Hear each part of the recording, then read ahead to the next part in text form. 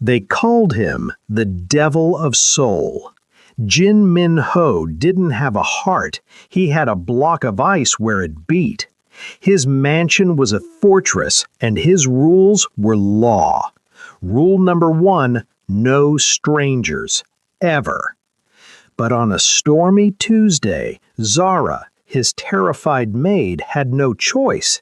She brought the only family she had left, her grandmother, Edna, into the lion's den. The heavy oak doors swung open, rain hammered against marble floors. Zara's heart stopped as she heard his footsteps echo through the hallway, steady, deliberate, merciless. Jin Min Ho appeared, blood still fresh on his knuckles from whatever nightmare he'd just walked away from.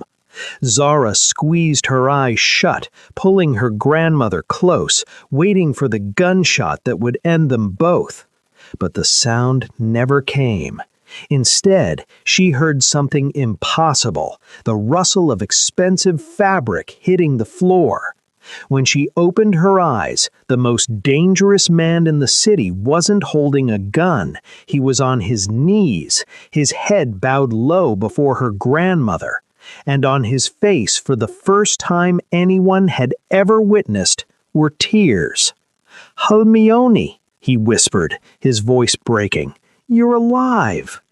Why would a ruthless Mafia don bow to a humble grandmother he supposedly never met? What is the secret connection between them? What do you think is going to happen next? Share your predictions in the comments below.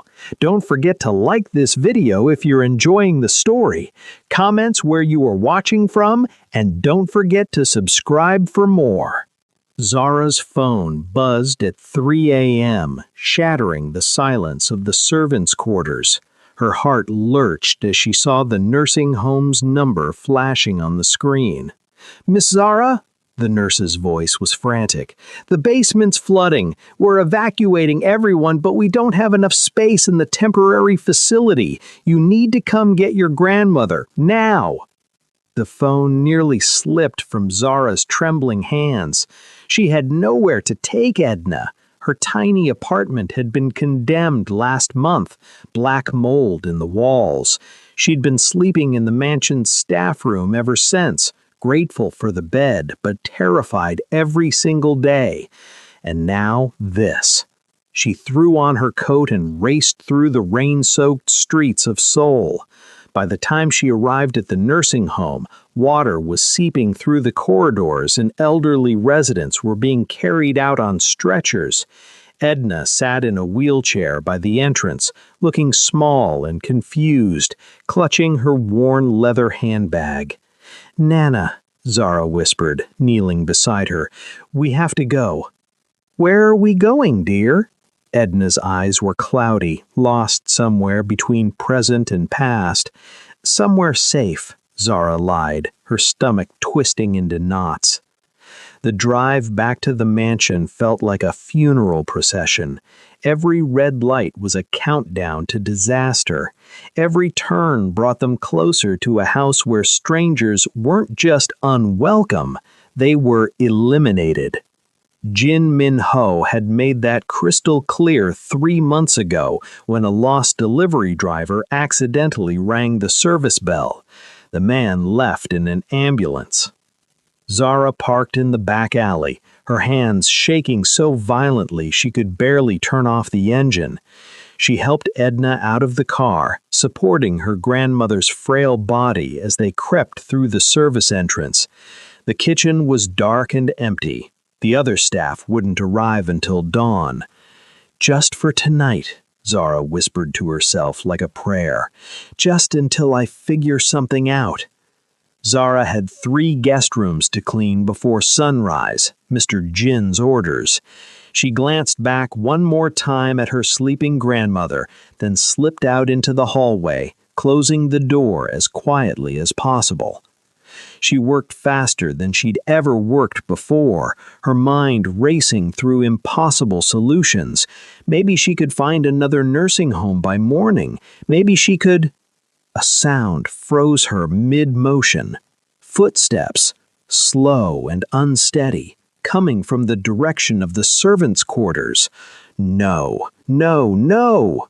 Zara dropped her cleaning supplies and ran. When she rounded the corner, her worst nightmare materialized before her eyes.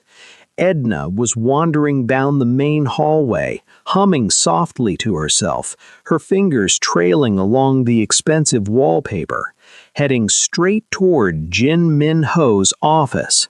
The front doors exploded open with a force that shook the chandelier. Jin Min Ho stormed into the mansion like a hurricane made flesh. His black suit torn at the shoulder, blood splattered across his white shirt. His knuckles were raw and bleeding, his jaw clenched so tight it could crack diamonds. Behind him, 6 bodyguards filed in, their faces grim, their hands hovering near concealed weapons. Whatever had happened tonight had been brutal, the kind of brutal that left bodies behind. "Get the doctor," Jin barked at one of his men, "and burn these clothes." He stopped mid-stride. The main hall was supposed to be empty. It was always empty when he came home. That was the rule. No staff, no witnesses, no one to see the monster when he shed his human mask. But someone was sitting in his leather chair. An elderly black woman with silver hair twisted into a neat bun, wearing a faded floral dress that had seen better decades. She was humming, soft and melodic, a lullaby from a time long forgotten. Jin's hand went to his waistband, fingers closing around cold steel. Who the hell? The bodyguards moved instantly, weapons drawn, laser sights painting red dots across the old woman's chest. The metallic clicks of safeties disengaging echoed through the marble hall. Edna looked up, blinking slowly as if she'd just noticed the armed men surrounding her. She smiled, warm and gentle, completely oblivious to the danger. "Oh, hello, dear. I was just resting my feet." "Get down," one of the bodyguards shouted. "Nana!" Zara's scream tore through the tension like a knife. She came running from the hallway, her cleaning apron flying behind her, tears streaming down her face. She didn't think, didn't calculate, didn't care about consequences. She threw herself over her grandmother, wrapping her body around Edna like a human shield, her arms spread wide. "Please," Zara sobbed, looking directly at Jin Min Ho. "Please don't hurt her. She has dementia. She doesn't know where she is. The nursing home flooded, and I had nowhere else to take her. Please, Mr. Jin, I'll leave tonight. I'll disappear. Just please don't hurt my grandmother." The hall went deathly silent. Jin stood frozen, his weapon half drawn, his eyes locked on Edna's face, who was now patting Zara's head gently, confused by all the fuss. "It's all right, dear. No need to cry," Edna murmured. The bodyguards waited for the order. One word from Jin Min Ho and this would be over. Clean, simple, permanent. Zara squeezed her eyes shut, pulling her grandmother closer, whispering prayers in a language that felt too small for this moment.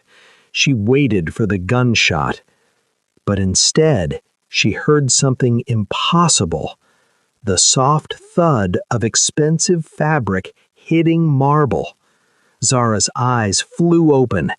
Jin Min Ho was on his knees, his weapon discarded, his hands trembling as he stared at Edna's face. And for the first time in his life, tears were streaming down the devil's cheeks. "Halmione," he whispered, his voice breaking. "You're alive!" The bodyguards froze, weapons still trained, fingers still on triggers. They'd never seen their boss cry. They'd never seen him hesitate. and they certainly had never seen him disarmed by an old woman in a faded dress. Jin raised one hand, a small gesture, barely a movement, but absolute in its authority. The red laser dots vanished, weapons lowered. The men stepped back, confusion rippling through their ranks like a shock wave. Zara remained frozen over her grandmother, her mind unable to process what was happening. This couldn't be real. The devil of soul didn't cry. He didn't kneel. He didn't... Minho? Edna's voice cut through the silence, soft and wondering. Jin's breath hitched. He stared at her face with an intensity that bordered on desperation, as if he was trying to memorize every wrinkle, every silver hair, every detail he thought he'd lost forever. Edna squinted, leaning forward slightly in the leather chair. Her cloudy eyes studied him, and then something shifted in her expression, a flicker of recognition breaking through the fog of dementia. She tapped her wooden cane against the marble floor twice, a gesture both gentle and reprimanding. "Look at you, Minho!" Her voice carried the weight of 1,000 disappointed meals. "You still haven't eaten properly." The words landed like a bullet to the chest. Jin's cold expression, the mask he wore like armor, the face that had ordered executions without flinching, shattered completely. His jaw trembled, his shoulders shook. He bent forward into a full 90-degree bow, the kind reserved for royalty, for gods, for people who owned your very soul. But even that wasn't enough. His knees hit the marble floor with a crack that made the bodyguards wince. He crawled forward, his expensive suit dragging across the polished stone until he reached Edna's feet. He buried his face in her weathered hands, his entire body racked with sobs that seemed to come from somewhere deep and ancient, a place where he'd buried a version of himself that no one in this city knew existed. "Homione," he choked out between gasps. "I looked for you. For 15 years, I looked for you. They told me you were dead. They told me everyone was—" "Shh, shh," Edna murmured. Her fingers instinctively moved to stroke his hair the way she must have done a lifetime ago. "I'm here now, child. I'm here." Zara's hands covered her mouth, tears streaming down her face. The bodyguards stood like statues, their faces carefully blank, trying desperately to unsee what they'd just witnessed. Because the man weeping at an old woman's feet wasn't the devil of soul. He was just a boy who'd lost everything. And somehow, impossibly, he'd just found a piece of it back. Edna looked up at Zara with those cloudy, confused eyes, then down at the man sobbing into her hands. "Do you know this boy, dear?" But Jin Minho held on tighter, as if letting go would make her disappear again. Los Angeles, 1995. The alley behind the laundromat reeked of rotting garbage and broken dreams. A small Korean boy, no more than 8 years old, was curled against the brick wall, his arms wrapped around his head as 3 older boys kicked him repeatedly. "Go back to where you came from, stupid immigrant. Your kind aren't welcome here." Little Minho didn't cry out. He'd learned that crying only made it worse. His uncle had brought him to America 6 months earlier with promises of opportunity, then disappeared into the city's underworld, leaving the boy to fend for himself. He was starving. He'd stolen an apple from the corner store. That's all it took. Another kick connected with his ribs. Stars exploded behind his eyes. Then a sound like thunder. Crack! A wooden cane struck the pavement so hard it echoed off the walls. The beating stopped instantly. "You get away from that child right now, or so help me God, I will call every mother in this neighborhood, and you won't sit down for a week." The boys scattered like roaches in sudden light. Min Ho looked up through swollen eyes to see a black woman in her 50s standing over him, her cane raised like a sword, her expression fierce enough to stop a stampede. Behind her, a little girl, maybe 5 years old, peeked out nervously. Edna's expression softened the moment the bullies were gone. She knelt down, her knees protesting, and gently touched the boy's bruised face. "Oh, baby," she whispered, "look what they did to you." She'd taken him home that day. Her apartment was tiny, 2 rooms above a liquor store, but it smelled like heaven, like soup and bread and safety. She'd fed him, bandaged his wounds, let him sleep on her couch, while her granddaughter, Zara, little Zara, barely old enough for kindergarten, brought her stuffed rabbit to hold.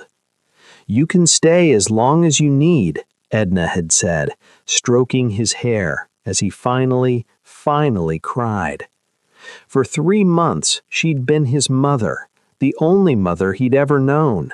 She taught him to read English, made him wash behind his ears, insisted he say grace before meals, told him he was worthy of love even when the world said otherwise. Then his uncle had returned, scarred, angry, and dragging Min Ho back to Korea to join the family business. Min Ho had screamed for her, reached back toward that tiny apartment as his uncle's car pulled away. "I'll find you again, Halmione," he'd sobbed. "I promise." But Korea had swallowed him whole. The family business turned out to be organized crime. By 15, he was running drugs. By 20, he was eliminating rivals. By 30, he was the devil of soul. And Edna, his only light in a world of darkness, had vanished into the fog of Kime. Until tonight. The transformation happened so fast it felt like reality had fractured. Jin rose from his knees, wiping his face with the back of his hand, and turned to face his head of security, a brutal man named Kang who'd been with him for 7 years. "You aimed a weapon at her," Jin said quietly. Kang's face went pale. "Boss, I didn't know." "You're done. Pack your things and get out. If I see you in Seoul by morning, they'll find pieces of you in the Han River." Kang opened his mouth to protest, saw the look in Jin's eyes, and wisely chose survival. He was gone within minutes. Jin turned to the remaining bodyguards, his voice carrying the weight of absolute law. "This woman is Halmoni. She is untouchable. She is sacred. Anyone who disrespects her answers to me personally. Understood?" "Yes, boss." He knelt beside Edna again, his voice softening to something almost human. "Halmoni, you'll take the master suite. It has the best bed, the best view." "I will not," Edna said firmly, tapping her cane. "I'm perfectly fine where I am." "You're taking the master suite," Jin repeated, but there was no command in it, only pleading. Edna studied him for a long moment, then sighed. "Fine, but only because my back hurts." Jin's eyes found Zara, who was still frozen in shock on the floor. His expression shifted, became something almost apologetic. "You," he said, "you're her granddaughter?" Zara nodded mutely. "Then your family, my sister," he said it like an oath. "You're done cleaning, done hiding. You live here now, both of you, properly." By dawn, the mansion had been turned upside down. The master suite was transformed into a palace fit for royalty. New bedding, fresh flowers, a medical alert system installed by the bed. Zara was moved into the guest wing, her new room larger than her entire condemned apartment. The staff whispered in confusion and terror. The devil had gone soft. The world was ending. But the real shock came 3 days later during breakfast. Jin was on the phone, barking orders to a subordinate. "I don't care if he's the mayor's nephew. Break his—" Thwack! Edna's cane connected with a shoulder. "Language!" she snapped. "We are eating!" The entire dining room went silent. The bodyguards by the door stopped breathing. Jin Min Ho, the man who'd once murdered a diplomat for interrupting his lunch, rubbed his shoulder and mumbled, "Sorry, Halmoni." "And sit up straight. You look like a street thug." "Yes, Halmoni." Zara bit her lip to keep from laughing. Across the table, even the stone-faced butler's mouth twitched. That evening, Edna made Jin eat vegetables, actually sat there and watched until he finished every piece of broccoli on his plate. The devil of soul, terror of the underworld, pouting at steamed vegetables, while his grandmother nodded in approval. "Good boy," Edna said, patting his cheek, and Jin impossibly smiled. From a hidden servant to the sister of the boss, Zara's life changed in a heartbeat because of her grandmother's kindness years ago. Our story is heating up, isn't it? If you were Zara, would you trust Jin Min Ho's sudden change of heart, or would you still be afraid? Let me know your thoughts. Peace, it turned out, was a fragile thing. For 2 weeks, the mansion had felt almost normal. If normal included a mafia boss being scolded for slouching, and a grandmother who'd somehow tamed the devil of soul with nothing but a wooden cane and disappointed looks. But the city had eyes, and the city talked. In a dimly lit bar across town, Lee Sang-woo, known in the underworld as the Viper, set down his glass of whiskey and smiled. The smile didn't reach his eyes. "So," he said slowly, studying the surveillance photos spread across the table, "the devil has a heart after all." The photos showed Jin Min Ho helping an elderly woman into a car, carrying her groceries, walking beside her in the garden with an expression that looked almost soft. "Who is she?" his lieutenant asked. "Does it matter?" The Viper leaned back, his mind already calculating angles. Jin Min Ho doesn't let anyone close, not in 20 years, which means this woman, he tapped the photo with one manicured finger, this woman is leverage. Zara noticed them on a Tuesday. The black sedan parked across the street, same spot, 3 days in a row. Different drivers, but the same watchful energy, the same hungry eyes tracking everyone who entered or left the mansion. She'd seen enough crime dramas to know what surveillance looked like. Her hands shook as she poured Jin's evening tea. He noticed immediately. He noticed everything now, especially when it concerned his family. "What's wrong?" "There's been a car watching the house." Jin's expression darkened. He was at the window in 3 strides, his phone already at his ear. "Run the plates on the black sedan, northeast corner, now." The answer came back in minutes. The car was registered to a shell company owned by the Viper gang. Jin's jaw tightened. He'd been expecting this, hoping it wouldn't come, but expecting it all the same. Happiness always had a price in his world. That night, he sat Edna and Zara down in the study, his expression grave. "I'm sending you both away, tonight. I have a safe house in Jeju Island." "No," Edna said simply. Jin blinked. "Halmoni, you don't understand. These people are dangerous." No, she repeated more firmly. She reached across and took his hand, the same hand that had broken bones and ended lives. I lost you once, Minho. I wandered this earth for 30 years thinking you were gone. I'm not leaving you again. They'll use you to get to me. Then you'd better make sure they don't succeed. Edna's eyes, clouded with age but sharp with determination, held his. I didn't raise a boy who runs from fights, and I'm certainly not running from mine. Zara swallowed hard. I'm staying too. Jin looked between them, these two women who'd somehow become his entire world in 2 weeks, and felt something crack in his chest. You're both insane, he muttered. We learned from the best, Zara said quietly. Outside, in the darkness, the black sedan's engine started. The Viper was making his move. The attack came during dessert. Edna was telling a story about young Minho trying to steal cookies from her kitchen when the first window exploded inward in a shower of glass and gunfire. Jin moved on pure instinct. He flipped the dining table, grabbed both women, and dragged them to the floor as bullets chewed through the chandelier above them. Crystal rained down like deadly snow. "Breach! North and east sides!" one of his guards screamed before his voice was cut short by gunfire. Jin's mind raced through calculations. 12 attackers, maybe 15. His security team was good, but they'd been caught during shift change. He was outnumbered and outgunned.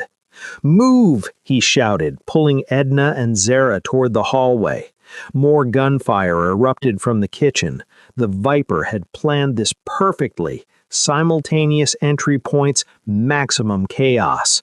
They ran through smoke and darkness, Jin's body positioned as a shield between his family and the gunmen pouring through his home.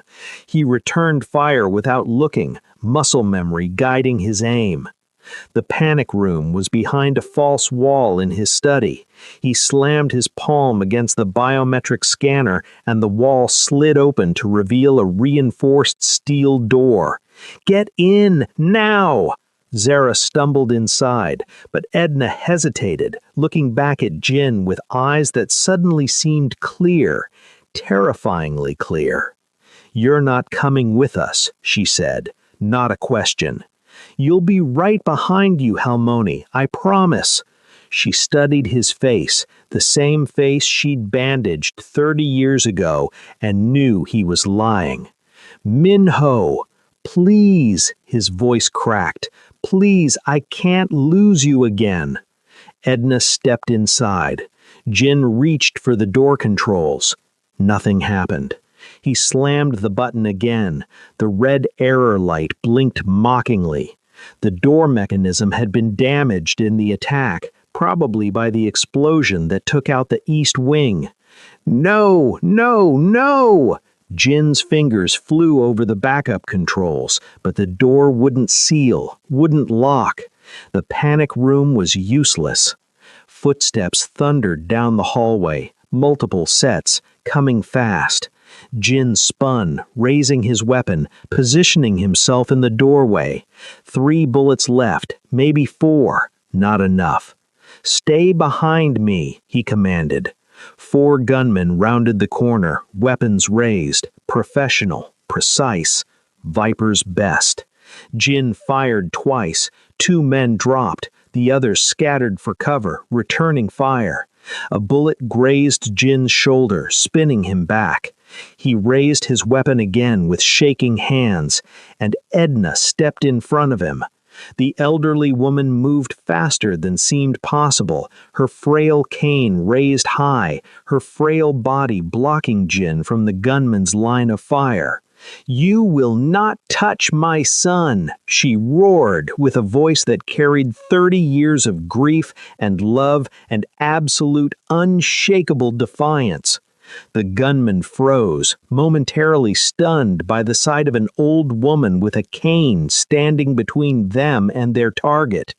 It was only a second of hesitation, but sometimes a second is all you need. The second of hesitation ended, but Jin Min-ho had already transformed into something else entirely. The devil they whispered about in Seoul's underworld was a myth, a story told to frighten newcomers, but the man who moved in that hallway was the truth behind the legend. He exploded forward with inhuman speed, using Edna's moment of distraction. His first strike crushed a gunman's throat before the man could pull his trigger. The second gunman managed to fire, but Jin had already moved, the bullet punching through empty air where he'd been a heartbeat before. Jin's elbow connected with the shooter's temple, bone cracked, the man crumpled. But the remaining two had regained their composure. They separated, flanking positions, professional execution. One aimed at Jin, the other aimed at Edna. Jin saw it happening in slow motion, the finger tightening on the trigger, the barrel swinging toward the old woman who'd called him her son, who'd fed him when he was starving, who'd been the only light in his childhood darkness.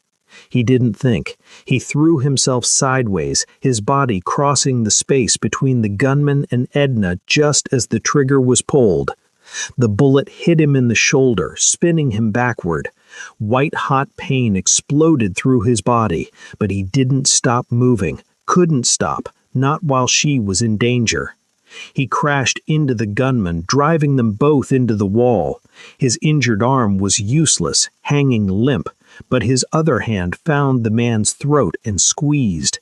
The gunman's eyes bulged, his weapon clattered to the floor. Jin squeezed harder. The last gunman had a clear shot now. He raised his weapon, aiming at Jin's exposed back. A massive ceramic vase sailed through the air and exploded against the side of his head.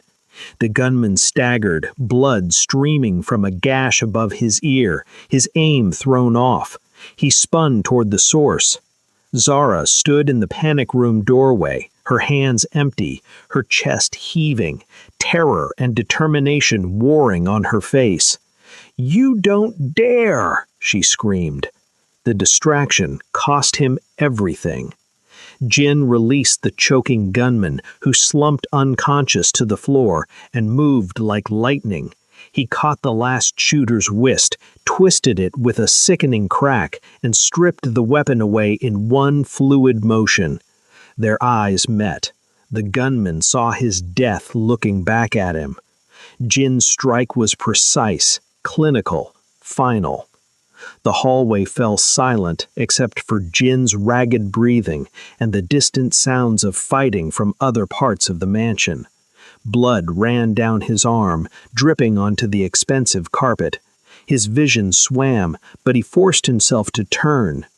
Edna stood exactly where she'd been, her cane still raised, her expression fierce and unbroken. "Are you hurt?" Jin gasped, stumbling toward her. She lowered her cane and reached for him instead, her weathered hands cradling his face like he was still that 8-year-old boy in the alley. "You took a bullet for me," she whispered, tears streaming her cheeks. "Always," Jin breathed. "Always, Halmoni." Then his knees buckled and the world went dark. Jin woke to the scent of antiseptic and kimchi jjigae. His shoulder was wrapped in clean bandages, the pain dulled to a manageable throb. Sunlight streamed through curtains he didn't recognize. For a moment, panic seized him. Where was Edna? Where was... "You're awake." Zara sat beside his bed, dark circles under her eyes, a bowl of soup cooling on the nightstand. Behind her, through the open door, he could see his remaining guards posted at intervals. The mansion was secure. "Halmoni?" His voice came out rough. "Downstairs, terrorizing your cook about proper seasoning." Zara's smile was exhausted but genuine. She hasn't left the house, refused to, actually, said you'd just do something stupid if she wasn't here to stop you. Jin tried to sit up. Pain lanced through his shoulder, but Zara was already there, helping him adjust the pillows. "The Viper?" he asked. "Your men found him 3 hours after the attack. He's no longer a problem." She said it delicately, but they both knew what that meant. Jin nodded slowly. The underworld would understand the message. Touch his family, and hell itself wouldn't hide you. Footsteps on the stairs, familiar, uneven, accompanied by the tap of a wooden cane. Edna appeared in the doorway, carrying a tray with more soup, her expression shifting from concern to relief to immediate scolding. "Look at you trying to sit up. You were shot, Min-ho. Shot because you threw yourself in front of bullets like some kind of—" her voice cracked. "Like some kind of hero."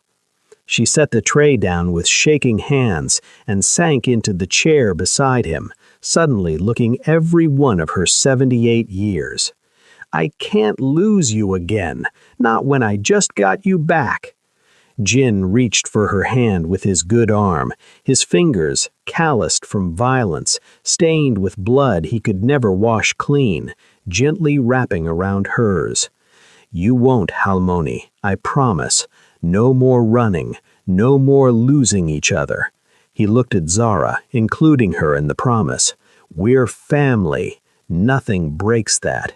Not rival gangs, not bullets, not anything." Edna squeezed his hand, tears streaming freely now. "Such a good boy," she murmured, "even when you're being an idiot." And Jin Min-ho, the devil of Seoul, terror of the underworld, the man who'd built an empire on fear, smiled like the 8-year-old child who'd once been saved by kindness. Jin Min-ho learned that power isn't about how many men you command, but about who you are willing to bow down to. Edna's kindness planted a seed decades ago that saved her granddaughter's life today. And that's the powerful tale of respect, tradition, and unexpected alliances. What did you learn from this incredible journey? Remember, true power often lies in the most unexpected places. If this story moved you, hit that like button, leave a comment with your favorite part, and subscribe to Afro-Korean Legends so you don't miss our next adventure. Until next time, stay legendary.